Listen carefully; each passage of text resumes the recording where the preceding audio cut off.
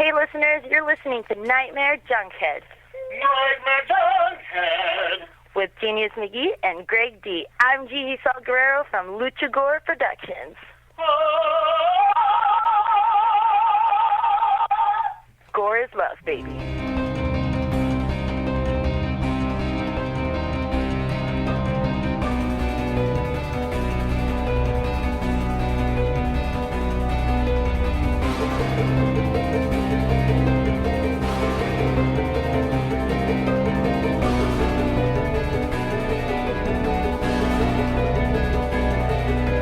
Weaving in and out of your consciousness like a bad dream you can't wake from, this is the Nightmare Junkhead Podcast, a horror podcast that has forever despised the trickle-down theory of economics.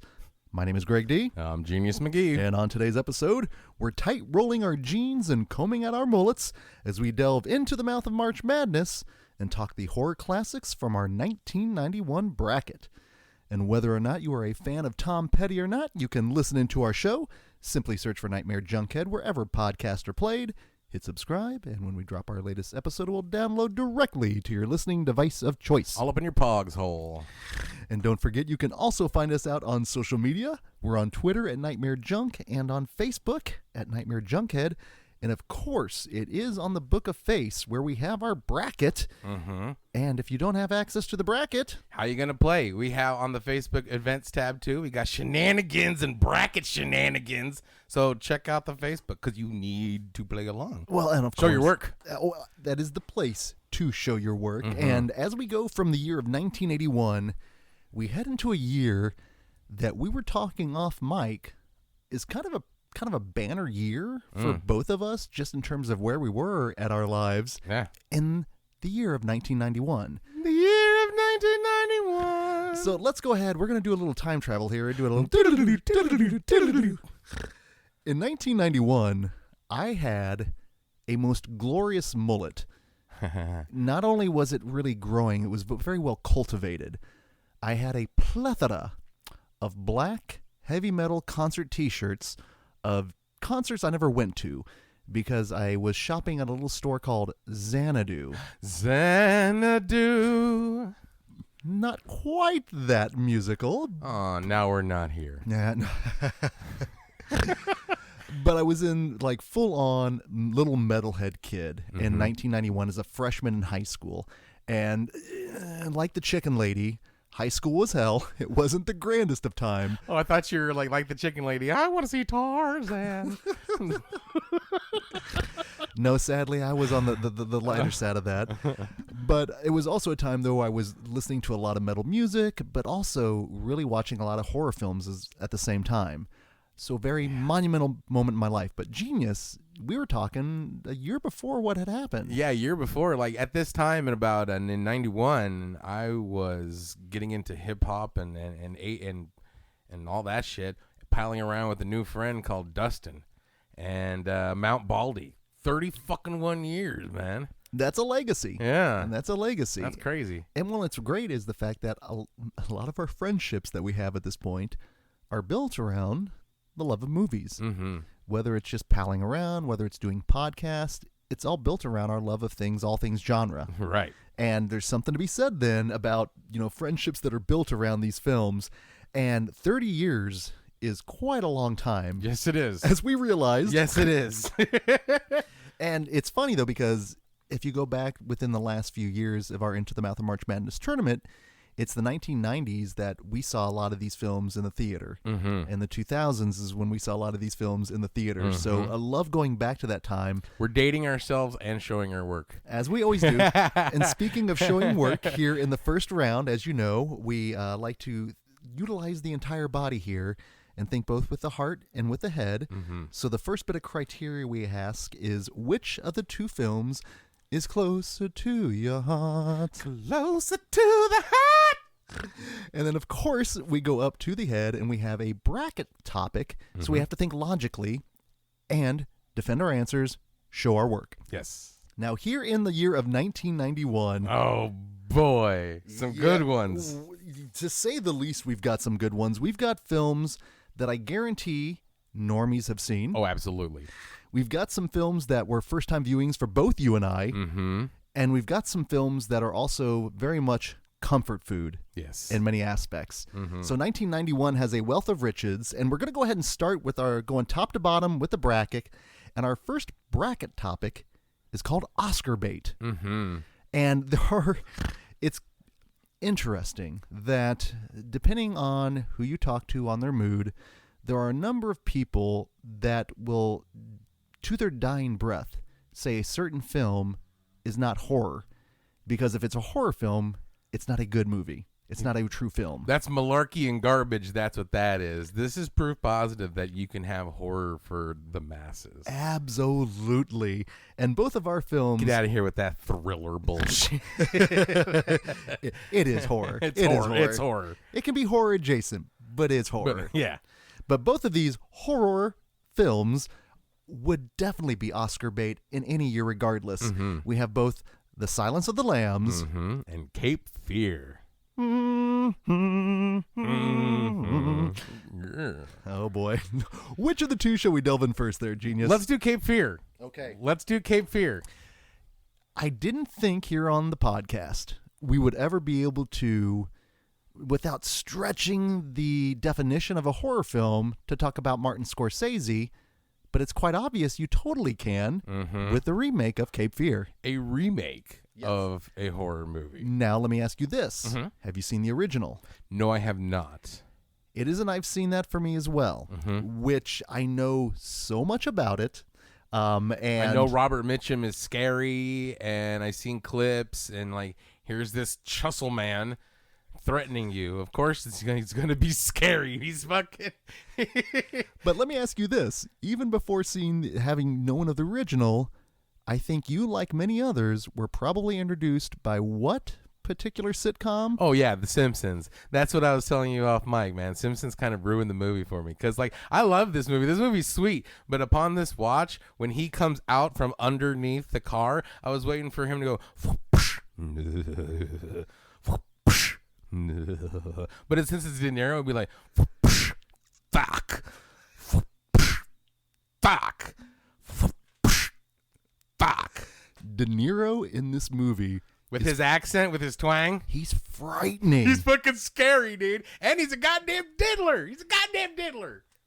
They updated the film to 1980s, 90s standards, aesthetic, if you will. And I know enough of Robert Mitchum's original performance to know it was definitely sinister and sleazy.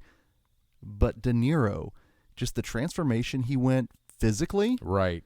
I mean, those first instances when we see him with the tattoos, I remember seeing this back in 1991 when the sight of a tattoo made me think street tough, and it's freaked me out. So I see that, and I'm immediately taken back to that. But then, like you said, his accent, the beating of Ileana Douglas. That was rough. That was horrid. That was super uncomfortable because I was like, oh, it's Eileen. I like Eileen Douglas a lot. Love her. She's fucking great. Scorsese staple. Right? She's great in everything. And then here she's bubbly and cute. And even though there's nothing going on, there's still like that undertones. And he takes total advantage of her and then just fucking balls her. And it's rough. Well, Max Cady, I mean, everything is a means to an end because in its essence, Cape Fear is a revenge film. Where an odd revenge film in a way because even though he did serve his time, he thinks that he did get unserved fairly. So he's getting revenge, trying to fuck up Nick Nolte. And it's just like... well, and we get to talk Nick Nolte. We very rarely get to talk Nick Nolte. Nick Nolte! And this is also right before, I think, the time he's the one that I was people's sexiest man of the year. Right? And now he's like, I just want a restraining order. That's all. Is that too much to ask? You know, actually, if you look at the cast of this movie, that's the one thing rewatching it this time that stood out. Top to fucking bottom. I felt like Rick Dalton in Once Upon a Time in Hollywood. Just go, oh, look who that is. Look who that is. It's Jodan Baker. I know, playing the detective, fucking playing the private eye. That was the greatest fucking thing. I'm watching the credits because I didn't even realize this. I maybe saw this back. The last time I saw this fucking movie was like 95. Exactly. So like, and even then I kind of dismissed it because like it takes its time. It's an adult film. That's just it. I was bored the first time I saw it back around that time. Right. It's an adult film. You need to understand the subtext and shit. When you find out that he's a diddler and he's fucking a smart, like fucking brilliant and savage fucking person, and you don't see that when you're like in 91. You're wanting like blood and guts and gore. You don't want to take the time till like the third act until you get blood and guts and gore. Oh yeah. And so I dismissed it. But watching this, first of all I was blown away. But at the beginning, Joe Don Baker, and Robert and Gregory Peck. What the fuck? And then sure enough, and they all brought it. Fucking Joe Don Baker was great. He's like, I'd advise you guys just to go on home, and it's just get on out, right? And then that confrontation those two had when like Joe Don Baker and Robert De Niro are going fucking nose to nose, that was grand. That was fucking gold. I was really hoping a 2x4 would make its appearance. Right. Sadly, we didn't get that. Now, also Jessica Lange, who I've always crushed on for the longest time, but the standout again for me was Juliette Lewis. She was great. She's always good, and within the next few years, she would have Natural Born Killers on her resume, From Dusk Till Dawn, California, and even I think watching it the first time as a young man, that seduction scene, so skeezy. it still unsettles. It super unsettles because he knows exactly what he's doing, and he's not only doing it because he's a goddamn diddler. He's doing it as a revenge diddle. Everything is a means to an end. Yeah, to get to Nick Nolte. And the fact that he already beat the shit out of Elena Douglas. Imagine what he's gonna do to Juliette Lewis. So it's like, wah, and she's fucking falling for it, hook, line, and sinker. And that's like, and the scary thing about that is that's like from that's probably how it works. You know what I'm saying? I mean, like, unfortunately, so it's like real life horror. Oh, and because if you have someone who despises you so much and they have nothing to do on their hands but to like plot revenge, God damn, it's frightening. It's frightening, and that's the one thing as well is this film is very much real life horror, as both of the films in this bracket are. Now, final thoughts on Cape Fear before we head on over to Silence of the Lambs. As despicable as Max Cady is. Well, and I think there have been multiple times where we have talked about the theatrical experience, right, and your reactions in that theatrical experience. I can't hate on him. I can hate on him for smoking the cigar because that's just ill form in the movie theater, right? But like, if something truly is funny, I can't hate on Max Cady for that. If he's genuinely enjoying this fucking Buster Keaton movie or whatever the fuck they're watching, I mean, and you know what? Even if the movie is not, sometimes. I mean, for all intents and purposes, he could be watching the Poughkeepsie tapes. You know what I'm saying? And so fucking, and then he's like, because it happens. It happens. I guarantee someone at Panic Fest that year had that Cape Fear moment with you, and they're like, dude, there's Max Cady laughing at the Poughkeepsie tapes. What is wrong with that guy? And it was, listen, we are all about theater etiquette here on the show. Oh, definitely we're about theater etiquette. Definitely. We are. You're all next. Yes, you're next. You're all next. But watching that scene as well just still gave me anxiety because like, if there was someone like that in the theater right now, I'd just lose my mind. So Max Cady. Meanwhile, me and you are sitting next together, and I'm the one in the theater. Trust me, I'm aware of it, my friend. That's when you'll see I'll slink into my seat like a frightened turtle. Where'd Greg go? He's right here. Well, speaking of frightened turtles, let's talk Silence of the Lambs. I saw that movie in the theater with my parents, and that scene. Me too. This movie led to more questions. Rather, you know what? The 2 years beforehand in Batman, I asked my mom what an enema was. I didn't know what it was. And with Silence of the Lambs, I had so many questions about multiple MIGs, about that moment. Mm-hmm. And I'm not going to lie, though, the movie freaked me out, and it scared me to the point I had my dad, no joke, search the house before I would go inside. For Hannibal Lecter? For Buffalo anything? Bill, I don't care. Right? I was so unnerved throughout the entirety of that movie. I don't know what I was doing in the theater. I was with my parents. They brought me. Mm-hmm. But that just shows you. I mean, I saw, First Blood Part 2 in the theater. I saw RoboCop in the theater. So violence is no big deal. Nudity is no big deal. But when it's fucking Buffalo Bill, it's a big deal. And when it's an adult horror film. Yeah, yes, it is. It's a big deal. And this movie, it's one I always look forward to revisiting. Mm-hmm. The Howard Shore score is Top fucking notch. haunting. Yeah. Everything about this movie just screams classy. And it's those movies that, again, my parents know this one. My dad has seen this film. Yeah, Silence of the Lambs is fucking universal. The normies know this. So you also saw it in the theater? I had a very similar experience, but a very vastly different experience. So in the theater, my mom took me to go see it. And it kind of lost me at the part because it's it's a cerebral film. Because I still had questions like, what did that guy throw on her? When he went to the jail and she's like, the food from lunch, right? Because I'm like 14. No, I'm way younger than 14, and math is hard.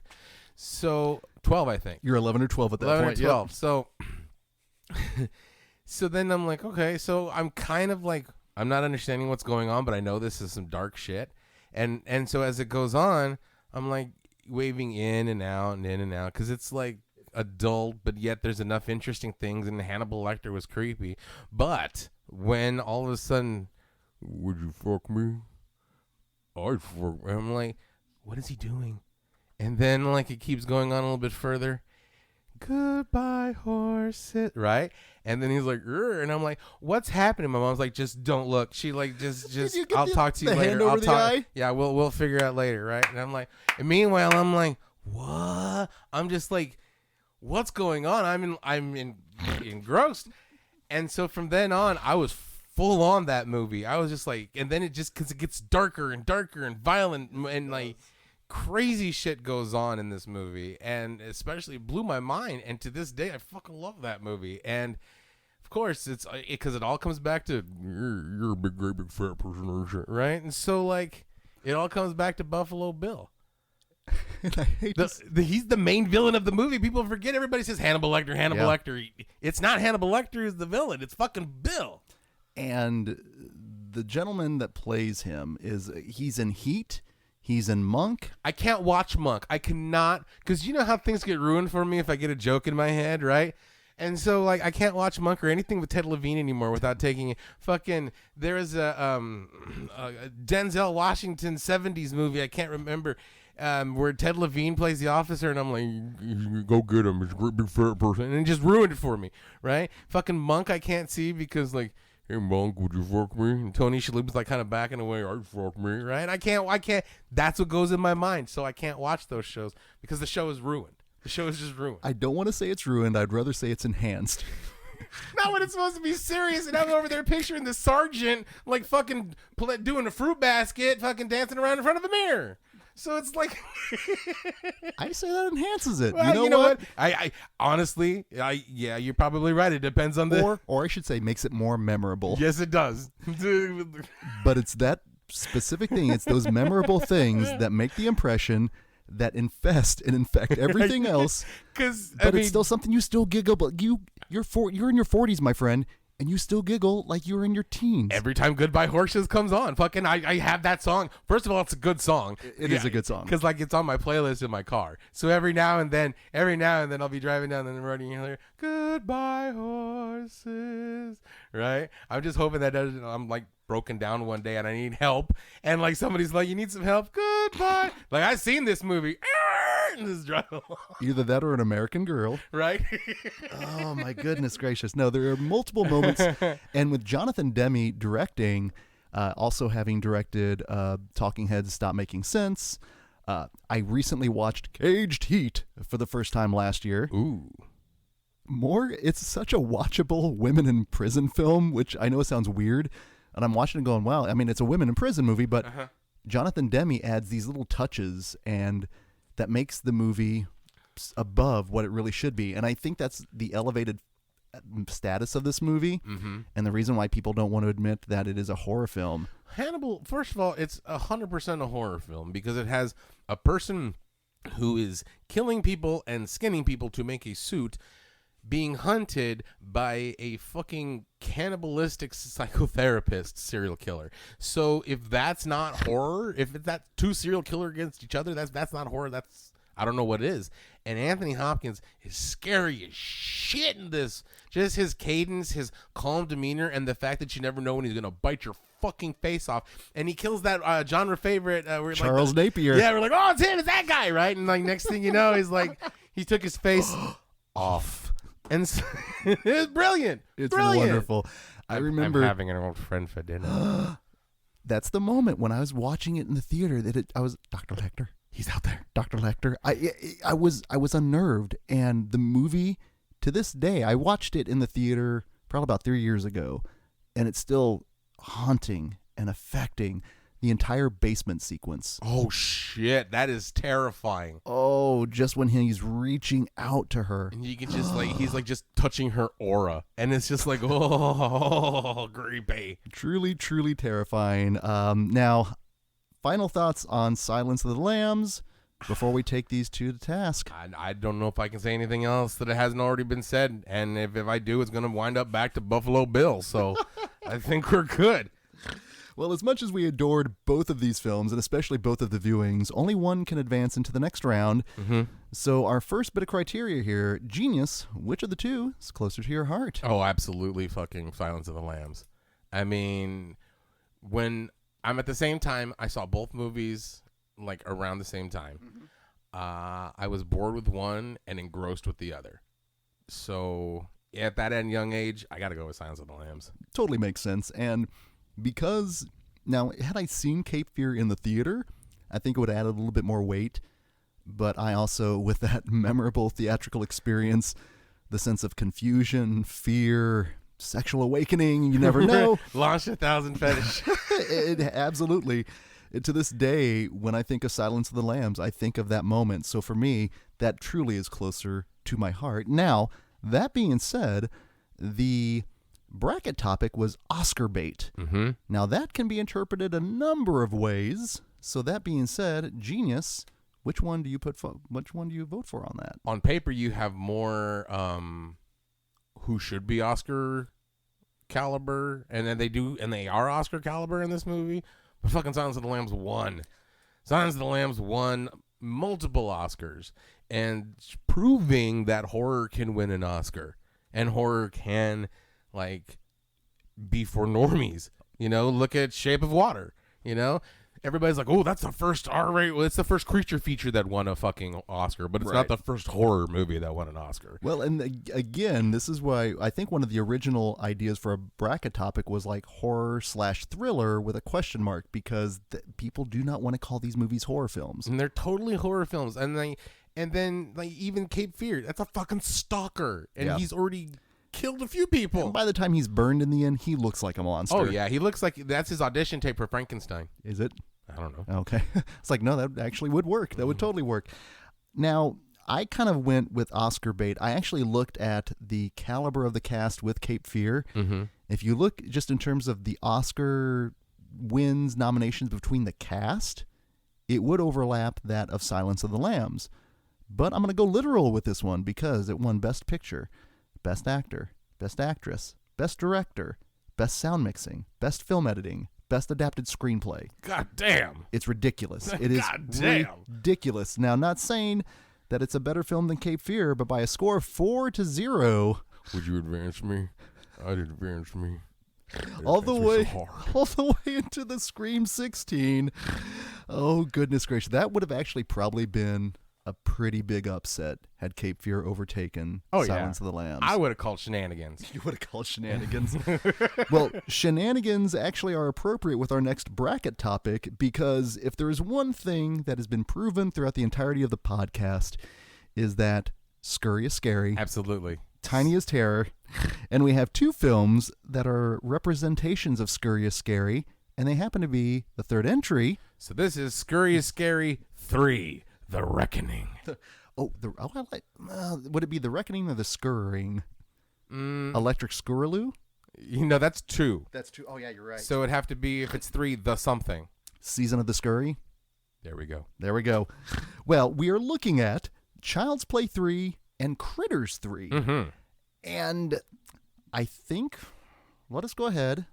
Which one should we start with and talk first? Let's do Critters 3. Critters 3. The entirety of the Critters franchise. The fact that this is the third film of a Scurrious Scary, series. Right. And it should be noted, I think Critters 2 might be, in terms of the tombstone of movies that will appear on your tombstone. Oh, yeah. Critters 2 is on the Magic mixtape. I mean, Critters 2 is right fucking there, along with UHF and No Holds Barred.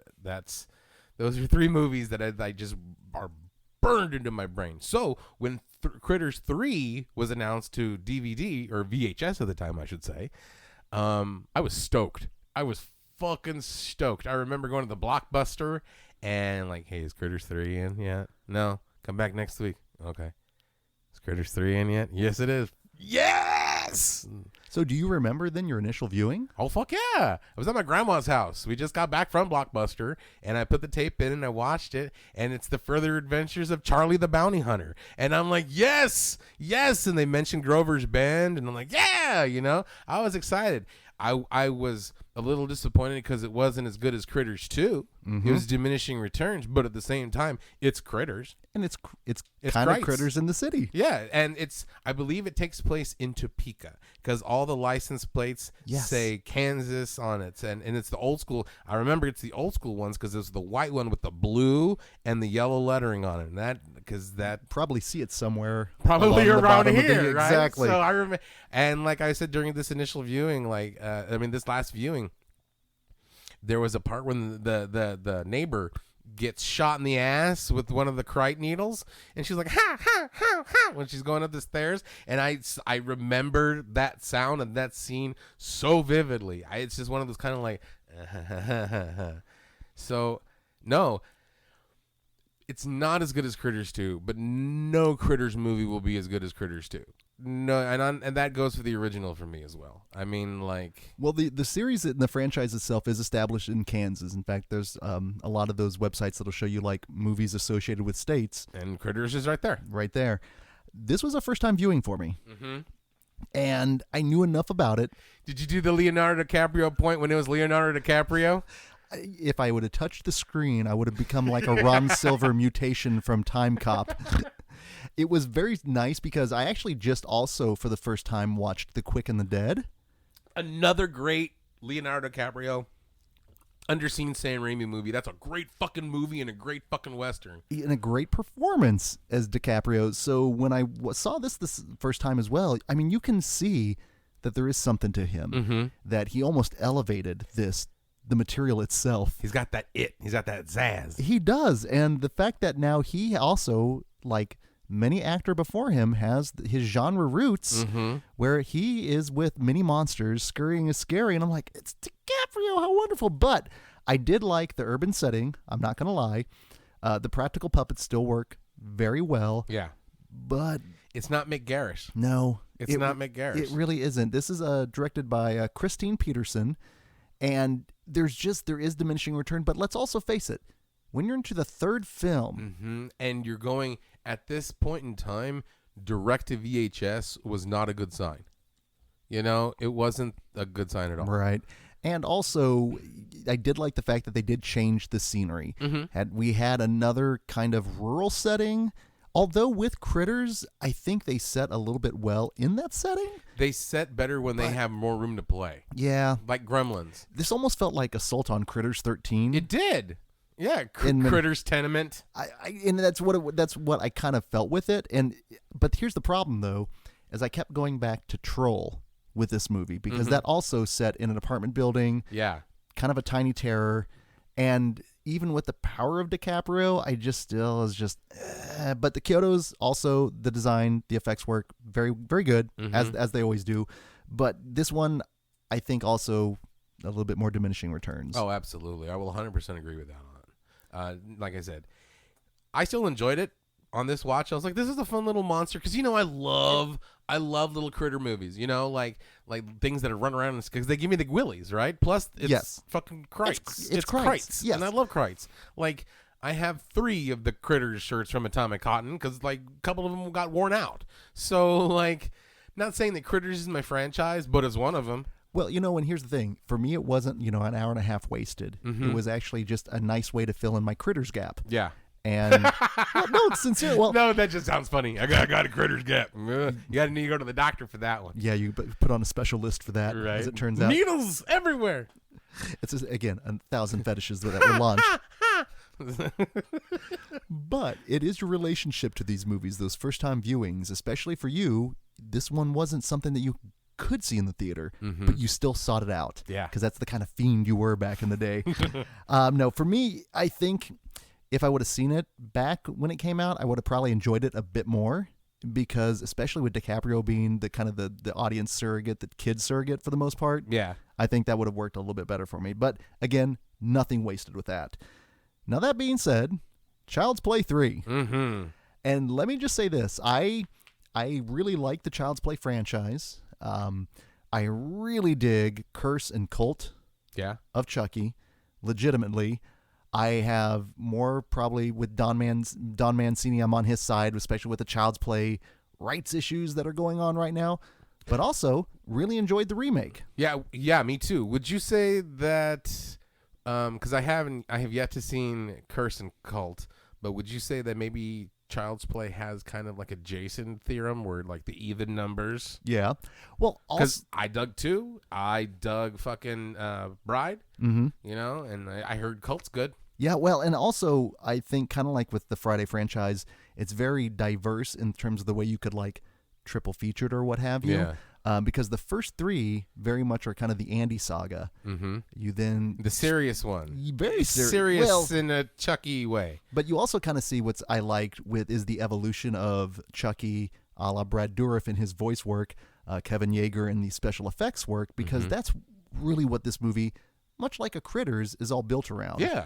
And unlike Critters 3, this one did get a theatrical release, but this was a majority of it was shot up in Wentworth, Missouri, I believe, at the army base. The army base. Yeah. So we still kind of a weird tie. It's a weird Midwest. We should have done a regional kind of thing. Yeah. That's okay. We Midwest monsters. We're still staying with Scary 3, but hyphen Midwest monsters. That's what it is. That's what it is. Now, I will say, I did like the fact that they advanced the age of Andy, so he's a little bit older. The military academy setting was fine for me because it is a definite change of pace. But beyond that, when Chucky wasn't around, I really wasn't invested with the characters. I kind of was. Okay, first of all, let me ask you this. Did you see this in the theater? I did not. I did. Oh, okay. I did. It's going to make a difference. I was excited. I liked 1. I really liked 2. And so I wanted to go see 3 in the theater. And I remember going, you know what, that was pretty good.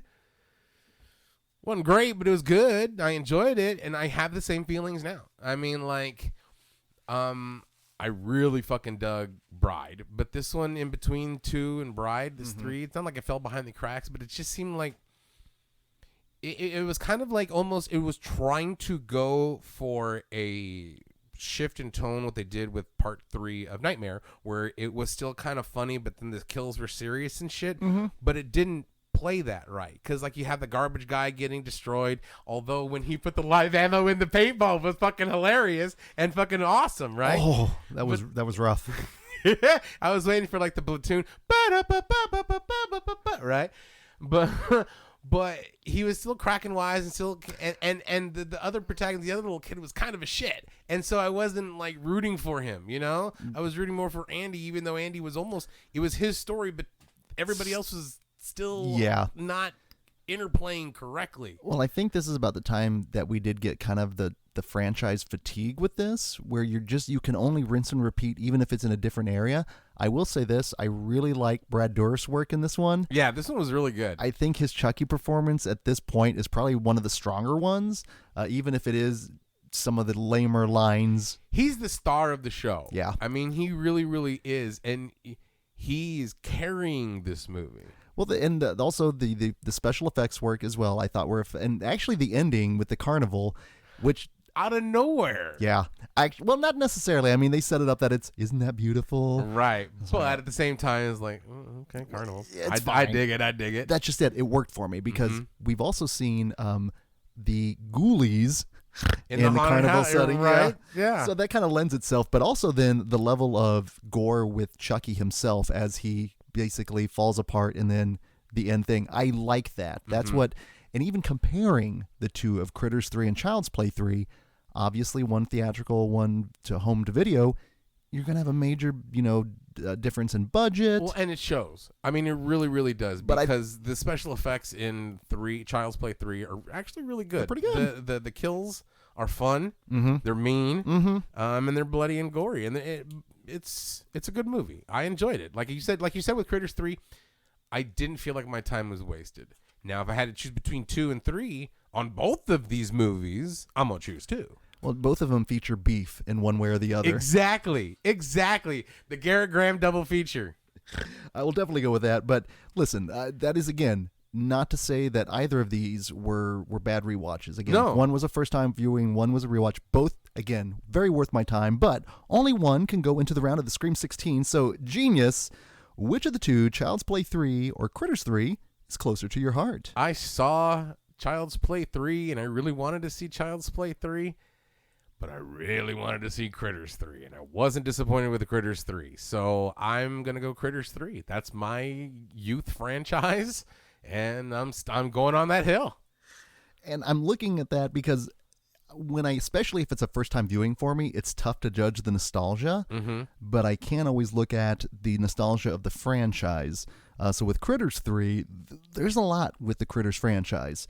But Child's Play as well is very close to the heart. So with this one, I'm going to go ahead and say Child's Play 3 only because of I think I enjoy the Child's Play franchise more. And that's just how I'm basing it right now on nostalgia. So that's my choice there. But from the heart to the head, our bracket topic was Scurry is Scary 3. So how do you interpret it? What is your vote on this one, Genius? First of all, fuck Chucky, all right? Because, he's a killer doll, and yeah, if he sneaks up on me. But I'm savvy enough to know, if there's a doll and I think he's moving around, I'm going to fucking lock him in the closet or do something bad. He's not going to pull that, I'm Chucky, want to play? I'm a regular doll, right? I promise I won't hurt you, right? So I'm not fucking afraid of Chucky. But if I'm living in an apartment building and there's rats, and those rats turn out to be carnivorous rats, and those carnivorous rats can turn out to be shoot porcupine needles at you and poison you and kill you, fuck no. So I'm gonna go for Scurry Scary. If I had to face off between Chucky and a whole bunch of Krites, even one fucking Krite, I'm gonna take my chances with Chucky. So that is totally fair. Critters 3 is my vote. Well, and when I was looking at this, there were images of Chucky has really never been frightening for me or scary. Only because, again, doll size, doll parts, blah, blah, blah. But there are moments when you get to see him run, when you realize it's not a puppet, but a little person. And they do this forced perspective. That always is very scary for me. So it's always kind of worried me. But there is something, again, like you said, ankle-high terror is terrifying. Because one way or another, that's almost too small to see, but at the same time can do damage. And that's the kind of scurry that is scary. So by a count of 3 votes to 1, this might be a This is going to be upset. There's going to be a whole bunch of people pissed off. But Critters 3 is scurrying its way into the round of the Scream 16. Like I said, I'm going to stand on that hill. I'm going to die on that hill. That's fair, my friend. That is fair.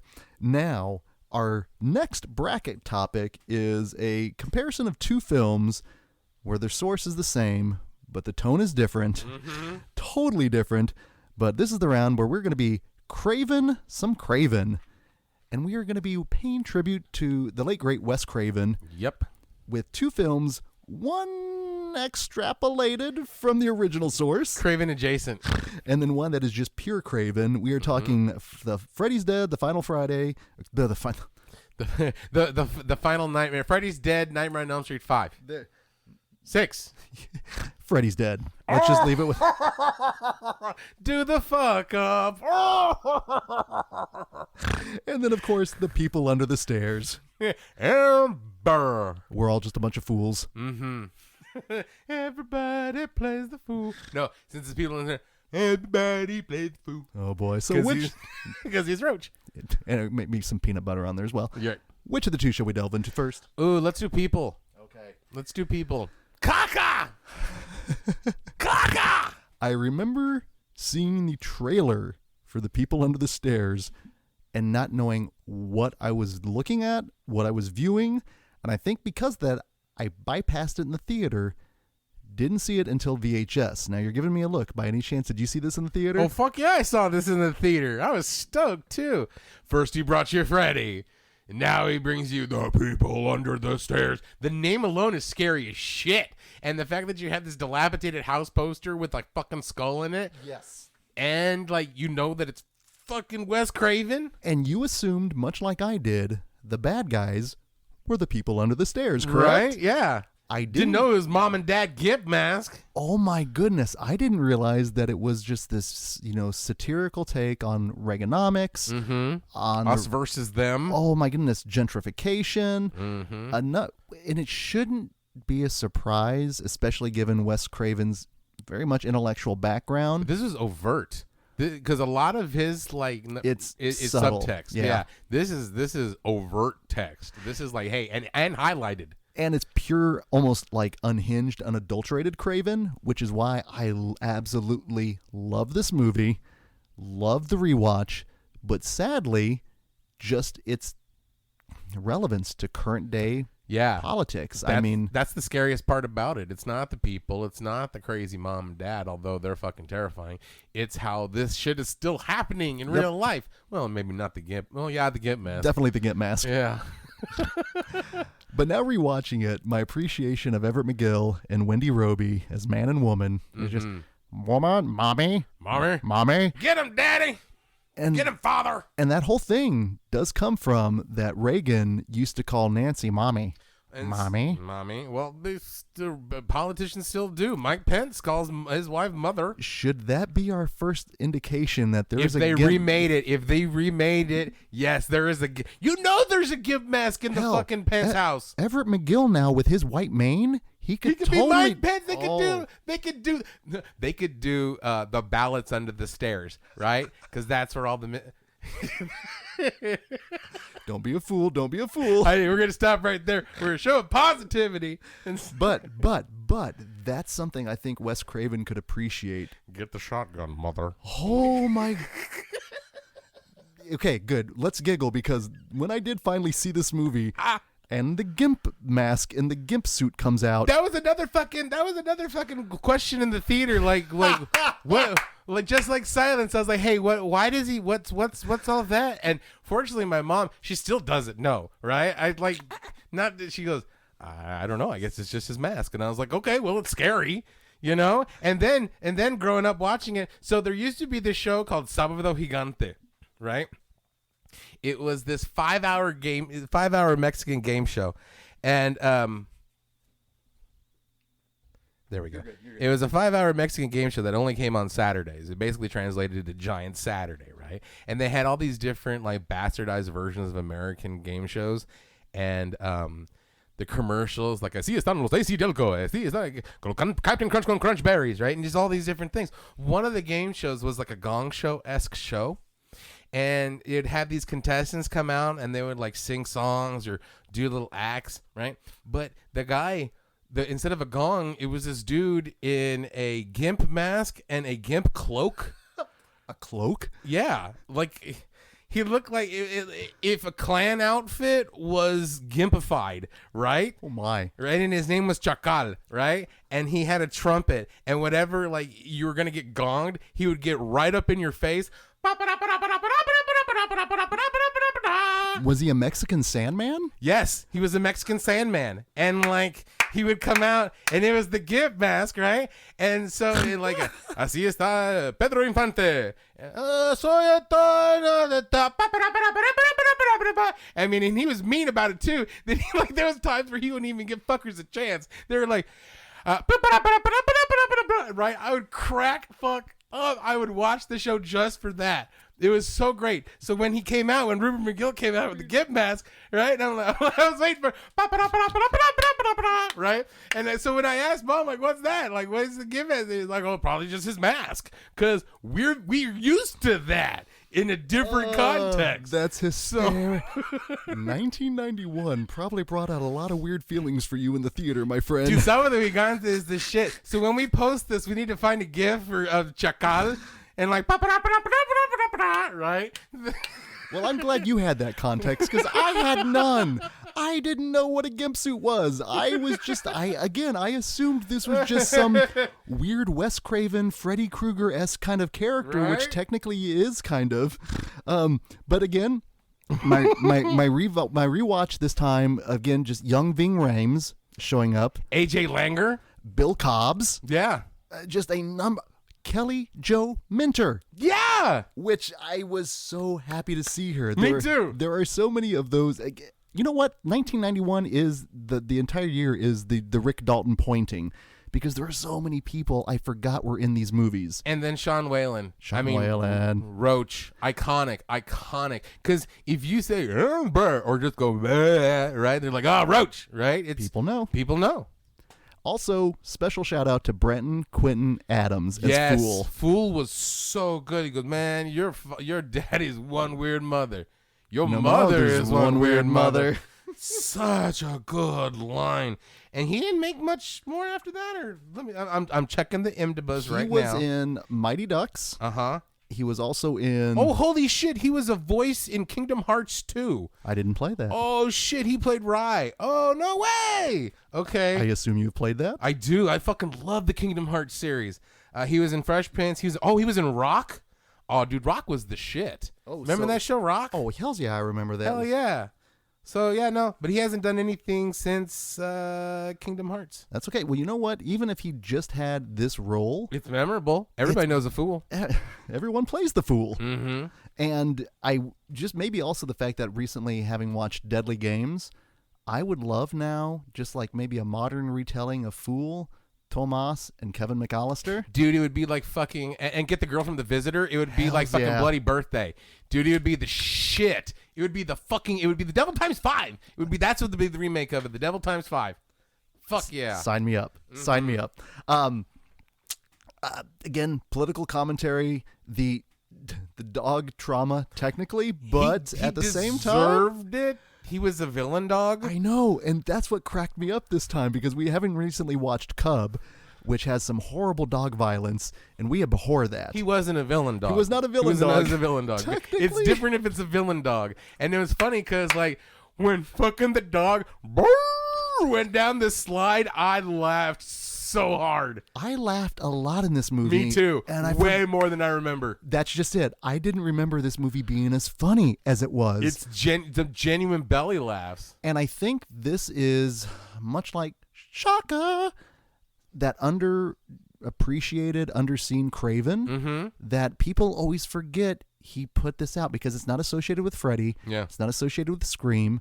It's not associated with any of his 70s work. It's his one and done. It's in between. Some of his one and dones are fucking great, like Shocker. Shaka. I loved watching this movie. It was I was total. I'd forgotten how they got out of the house. I forgot all of that. I was entranced. I was so invested in the story. It was incredible. It just all came about, and at the very end, the comeuppance. Yes. Oh. A wonderful comeuppance. Oh, and the sad story of everything. Of how everything goes on. Oh, But my God. Got to give it up to Fool because not only did he get out, he went back. He went back to fuck him up. He's an underappreciated horror icon. Fool. No, I am so glad we were craving some Craven. Yeah. Because this one, god damn, did it hit the spot. Yeah. No, except for the buckshot. God damn it. I again, having also not too long ago watched Twin Peaks for the first time, the fact that they are, playing the couple in Twin Peaks, it just further makes me appreciate this movie more and more. And Everett McGill, from Silver Bullet to just anything he's in. He's always creepy. Even when he's not supposed to be creepy, he's fucking creepy. He always looks like he's mid-transformation.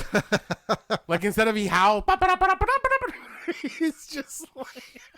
Christ. But he's always creepy. And he's always good. He's always good as the bad person. He's a great bad guy. He's one of those people that shows up, you're always in good hands. But I'm telling you, when she comes out and screams, "Caca!" Dude, I died laughing. I was like, because you don't hear that. You don't hear caca very often. No, only when you're watching Gremlins. Right? No, I'm glad we rewatched this. Now, heading over to Freddy's Dead, The Final Nightmare. Why? That's doing the Freddy way too many times here, apparently. Mm-hmm.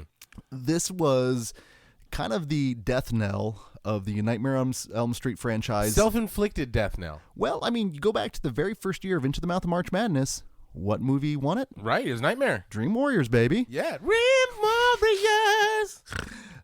Which leads us to this particular screening. And now I did not see this in the theater. Oh, I did. Did you? 3D experience and everything. It was fucking dope. Was it enjoyable? Yeah, it was. Did you enjoy it in the theater? Yes, I did. How did it work this time? Not as well.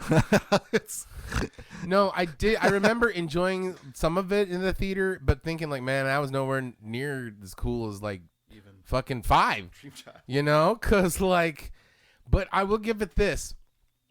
I remember enjoying it, but also being like, yeah, that's on my lower level of the franchise, and I'm sure this is somebody's favorite, Guaranteed. But I got to give it credit. There's a lot of good, mean kills. Even when he's goofy, like when he's fucking with Carlos, that was mean, but it was funny, but it was mean. The whole Carlos set piece between the Q-tip, which to this day still puts me off. That happened to me. So like so one time when I was little, I had a Q-tip in my ear, right? And I was like talking and I fell down and I hit the bed with the Q-tip ear and it went whoosh, and it punctured my eardrum. And so they had to go in, we had to go to the doctor and they had to like get tweezers and pop it out. So that's why sometimes I'm like, huh? Oh, that's and I awful. talk loud. That's it's because awful. I can hardly hear. So yeah.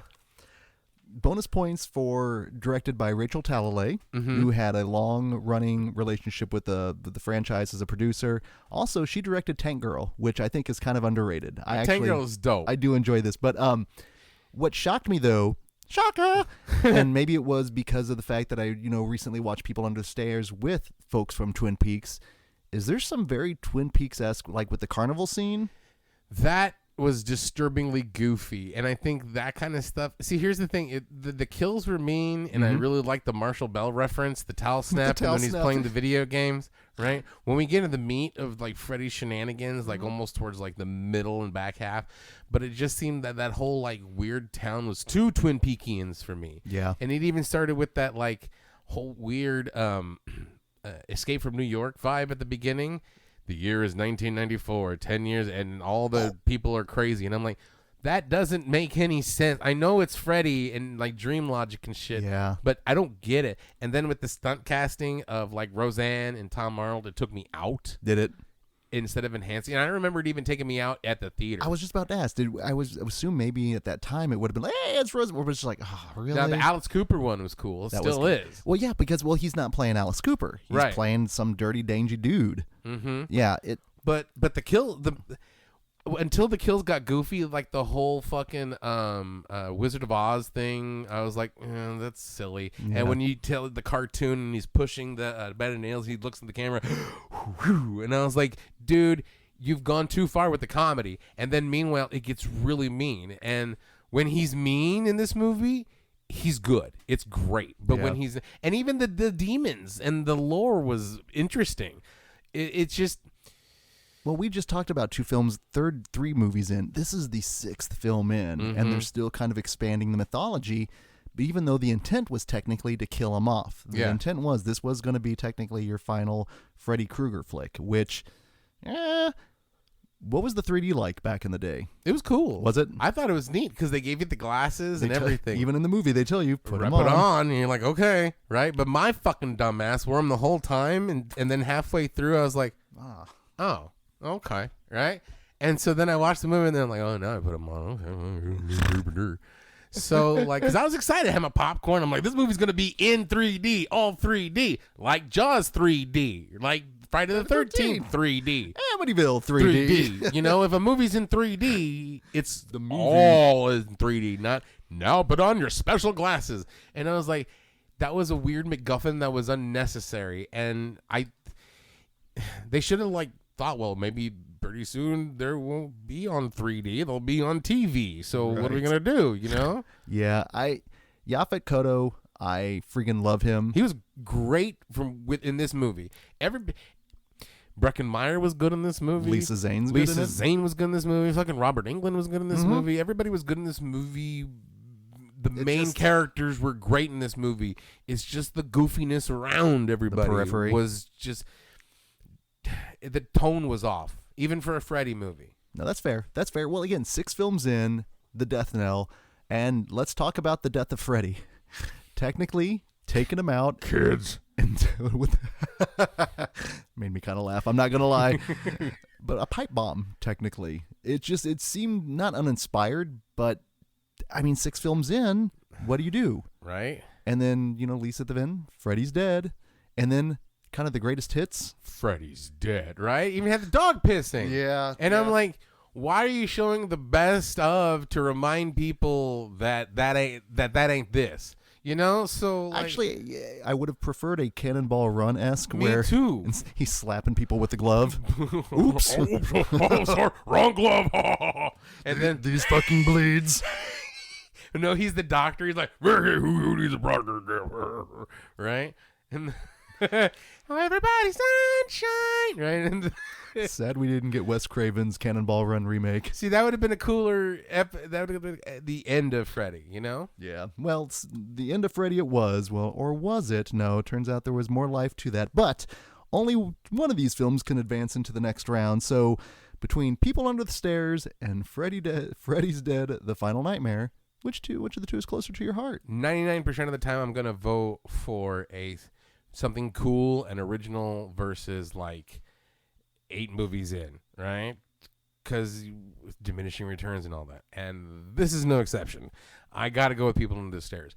Rewatching this cemented how good this movie is and how I can watch it again. And I think it's still going to hold relevance. It's still going to be great fun.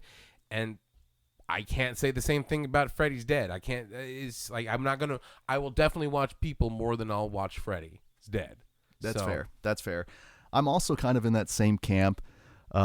This viewing of Freddy's Dead, there were points that I did appreciate. Absolutely. It's still a good movie. It absolutely is. It absolutely is. But I had so much more fun watching People Under the Stairs. Didn't see any of these in the theater, but did see them on VHS soon afterwards, and didn't understand People at the time. Really liked Freddy's Dead, but now just the nostalgia itself, it totally works on People Under the Stairs. But of the two, which of them had you craven some craven? Dude, again, like Shocker, this is underseen, underrated, pure craven. This is just him. Hey, let's have some fun in a gimp suit. And just like, and we get People Under the Stairs. Yep. And we're all better for it. Horror is better for it. So I got to go with People on this one. And I'm going to say almost the exact same answer, actually. In fact, in my notes, listen, when you get original Craven, you do get Shocker. You get Red Eye, which is a really good one. Red Eye's dope, too. And I appreciate everything that he did for, horror in the 70s, 80s, and 90s. But it's just, that had me craving more of his original content, more so than what he did with Freddy and all of that. So, yeah, absolutely. And by a count of 4-0, making its way into the round of the Scream 16.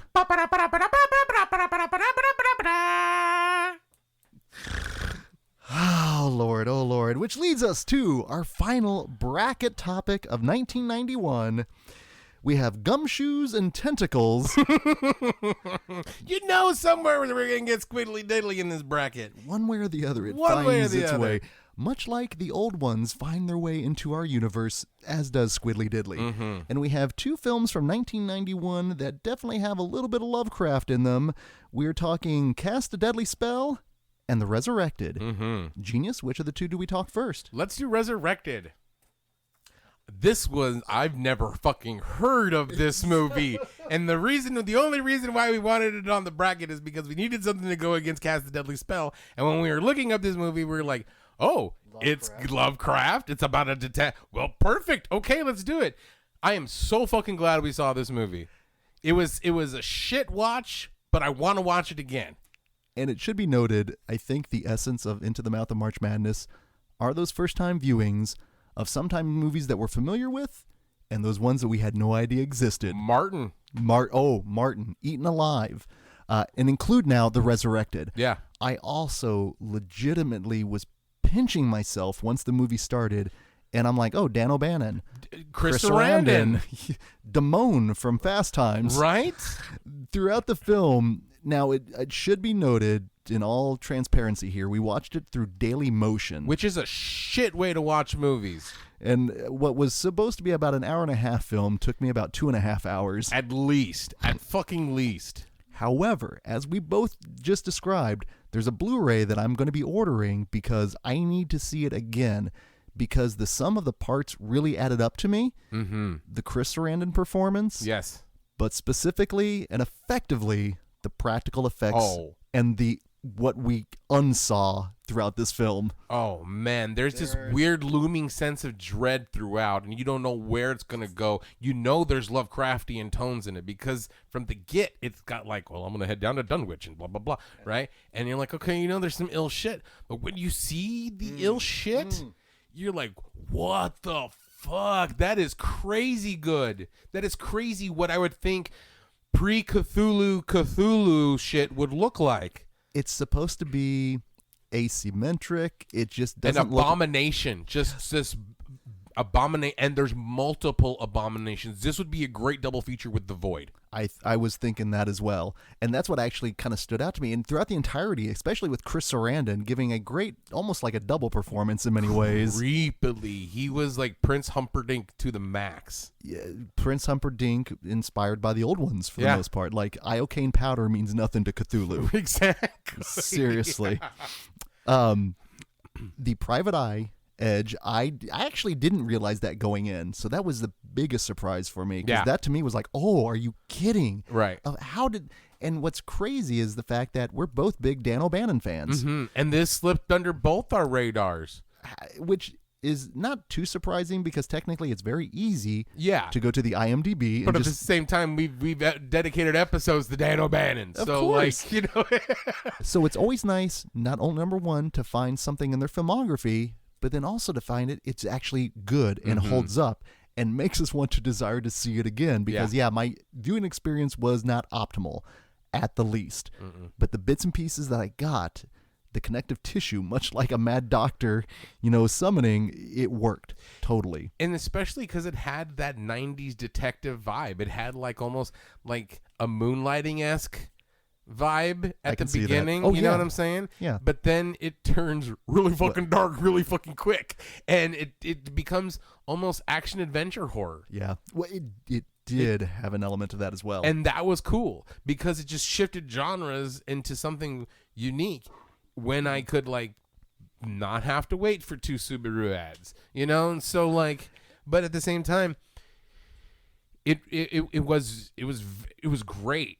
But I don't think it was prime Bannon. I think there might be like, I don't know why there's reasons. There's why it's so unheard of. That's just it. I'm curious how many people out there are probably going, are you kidding me? It's my favorite O'Bannon, or it's my favorite Sarandon. Right. You are the ones that are behind, which is totally true. Which is 100% true. But it's now in the rotation, though. Absolutely. That's the gold there. So final thoughts really quickly on The Ressurected. I thought it was cool. I thought all the actors did extremely well, and I really liked the main guy. He was despicable at times, but he reminded me of Mo from The Stuff. Just kind of like charming and a little bit sleazy, but smart. Yeah, just needs a little bit Mo. Yeah, just needs a little bit Mo. Always ask for Mo. And I really dug that. I liked this movie a lot. Well, I liked it as well, but let me tell you something that I absolutely loved. And if you had come up to me and said, Greg, have you seen Cast a Deadly Spell? I would have said yes. With 100% certainty, I had seen it. But last year, rewatching it, I realized I watched it for the first time last year. No shit. Because I was lucky enough to have HBO, and this was an HBO production, and it was heavily promoted on HBO. It was a free weekend. That's how I saw it. And I saw bits and pieces of it, but for some reason or another, I never saw it front to back. And let me just tell you, as much as I really like The Ressurected, holy smokes, I loved Cast a Deadly Spell. Be it Clancy Brown's pencil-thin mustache. I know. Be it Fred Ward, be it Julianne Moore, be it little gremlins that I forgot existed in this movie, be it David Warner in your movie, be it a unicorn. This movie had so much and then some that makes me really wish it had. I know it does have a sequel, but I've heard you should stay away from it. But it makes me want to go back and invest in that world. Right, exactly. Oh my God. Do you remember your initial interaction with it? HBO free weekend. I was stoked because before that I knew of this movie. It was in like one of the old Fangos back in the day. They had like some of the Gremlins and some of the, and they had a picture of the werewolf. Yes. Yep. With Fred Ward standing right next to him. Yes. And that is one of the, those are some of the images that I cut out to make a clock that I got accused of being Satanist for. You have to go way back in our catalog. I remember you telling us about that. Yeah, I put the Wolfman and I put the Gremlin over the 6, right? And Chucky was over the 10. And just like, yeah, and I got in trouble for it. I was so hyped for this movie because it says, yeah, it's a detective with werewolves and vampires. And I'm like, fuck, sweet, right? Because I like detective movies. I like those old, like, Gumshoe 40s movies. Yeah. And because those noir movies have style. They have some sort of, like, panache to them that, like, no other movie has, except this one. So when you can incorporate that world with vampires and monsters and the Necronomicon and just the Elder Gods, and again, great job on the special effects. Oh, they were... The monsters, they were fun and menacing. The gargoyle was cool. I love the gargoyle. The Elder one was fucking cool. That was very cool. I mean, it was like this like practical effect, weird forced perspective-y thing, but the story was engaging. Ranger Bob as your heavy number 2. Yeah. It was again going, hey, it's that person. Hey, it's that guy. Unfortunately, like the noir movies that did have a lot of like transphobia and misogyny. 1991, another time. Another place. And then even going back, 1941, another time. Another place.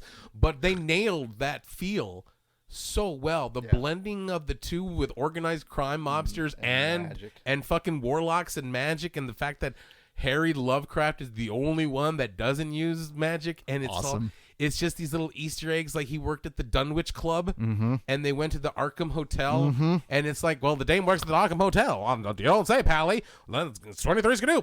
And then they like teleport and shit. The death by paper cuts, so cool. The fucking Haitian zombies, old school, and the fact that they use them as labor. Everything that they did about this movie makes sense. It feels lived in. It does. It feels like, okay, if this was true, if we did live in a world of monsters and magic, this seems like the natural progression. Zombies would be slave labor.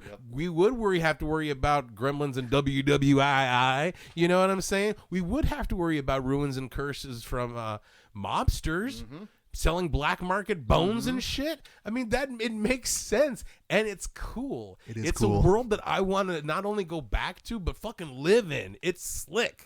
Well, while we're doing the love fest here, let's go ahead and fucking Fred Ward, fucking Remo Williams and Tremors. Come on, Fred Ward is the shit. Let's go ahead. Let's continue the gushing here, because only one of these movies can advance. So of the two, Genius McGee, Cast a Deadly Spell, The Resurrected, which of the two is closer to your heart? I gotta go with Cast a Deadly Spell for the simple fact is it's steeped in like my history, you know, like on my path to like horror-dom. It provided one of my soon to be known, there's a lot of people who don't like horror. Okay.